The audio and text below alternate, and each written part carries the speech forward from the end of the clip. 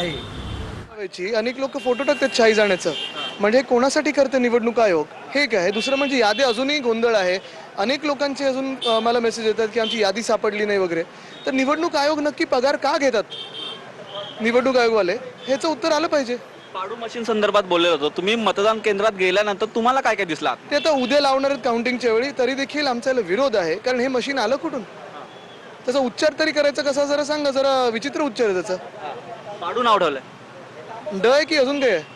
नक्कीच. परंतु अनेक ठिकाणी ते दुबार मतदार आहेत, ते भेटलेले आहेत. ठाण्यामध्ये देखील असा प्रसंग आहे ते या ठिकाणी उद्भवलेला आहे. हेच मी म्हणतोय ना, म्हणजे आता तुम्ही पाहताय एक तर मुंबई प्रेमी मराठी प्रेमी जनता उतरत आहे. पण ते जरी असलं, नमस्कार, जय महाराष्ट्र. तसंच बरं झालं, मतदान केलं का? करा करा करा सगळे, उतरा उतरा उतरा. तर एक आहे, पण निश्चितपणे आपण पाहतोय की ह्या याद्या आम्ही ड्राफ्ट रोल सजेशन देऊनही निवडणूक आयोगाने गोंधळ घातलाय. म्हणजे ह्याच्यावर कुठेतरी चौकशी केली पाहिजे, नाहीतर जनतेचा भयानक मोठा उद्रेक होईल. हे निवडणूक आयोगाने लक्षात ठेवलं पाहिजे. जनतेला काय आव्हान करणार, कारण ते जनता जाते पाहते. मतदान करा, उतरा. आणि एवढंच सांगीन, यावेळी मुकाल तर चुकाल.